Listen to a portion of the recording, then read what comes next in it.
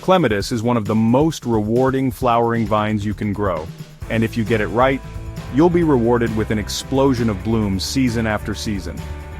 But many gardeners struggle with clematis, wondering why they're getting weak growth or only a handful of flowers. I've been there, and I've learned exactly what it takes to get clematis to thrive. If I were starting over, I'd focus on a few key techniques to ensure a spectacular display every year. If you want a clematis that's absolutely covered in flowers, it comes down to soil preparation, pruning, feeding, and training the vines correctly. I'll walk you through everything I've learned to help you achieve stunning results. Before we dive in, don't forget to subscribe to Botanical Bliss, and share this guide with other gardeners who want to master clematis. Let's get started. Not all clematis varieties bloom the same way. Some flower on old wood, some on new growth, and some on both. If you choose the right variety for your space and climate, you'll make your job a lot easier. Large-flowered hybrids like Nellie Moser or Jackmanii are stunning and reliable, while smaller flowered types like Clematis viticella or Clematis montana are vigorous and floriferous.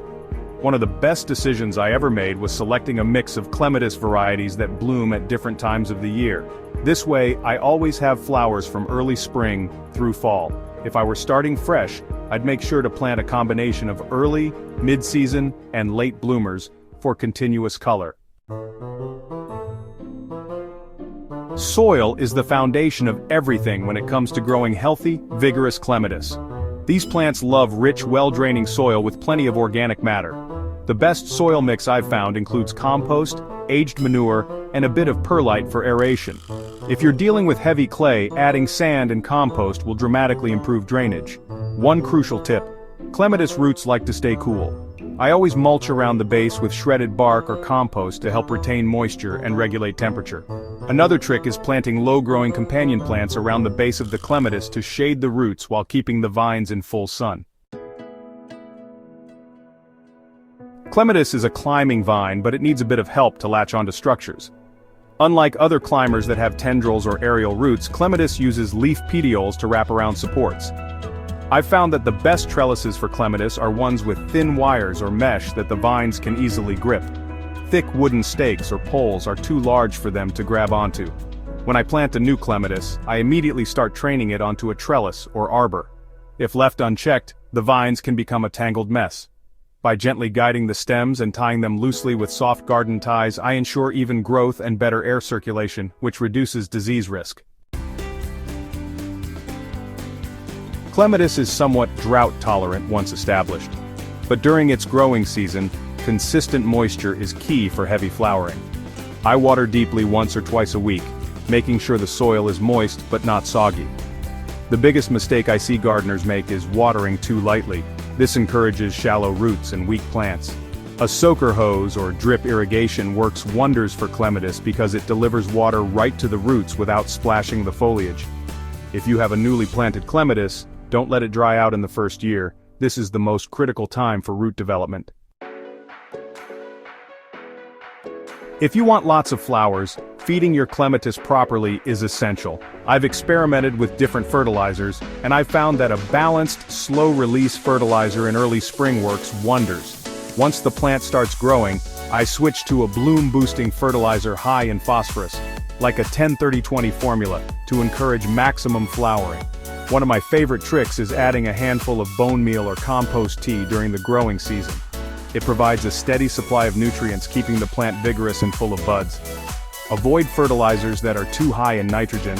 This will give you lots of leafy growth but fewer flowers.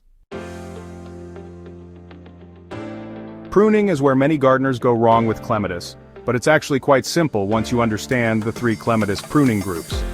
Group 1. These clematis bloom on old wood or the previous year's growth.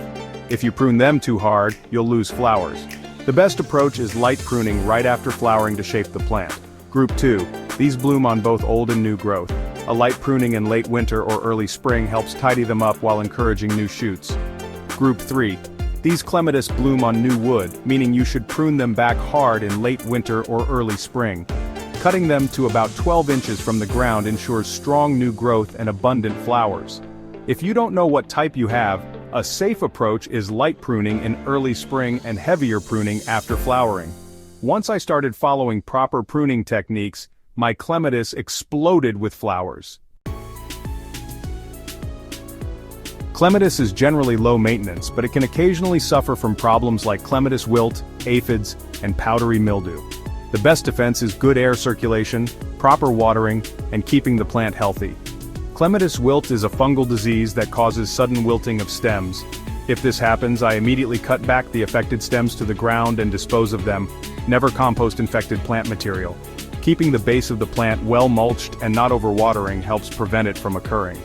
Aphids love tender new clematis shoots, but a strong blast of water or insecticidal soap usually takes care of them. I also plant companion flowers like marigolds and alyssum nearby to attract beneficial insects that keep aphids under control. Growing clematis isn't difficult, but getting lots of flowers requires attention to soil pruning, feeding, and proper support. Once you get these basics right, clematis will reward you with breathtaking blooms year after year. If you found this guide helpful, make sure to subscribe to Botanical Bliss and share this with other gardening enthusiasts. Let's help more gardeners create stunning clematis displays in 2025 and beyond.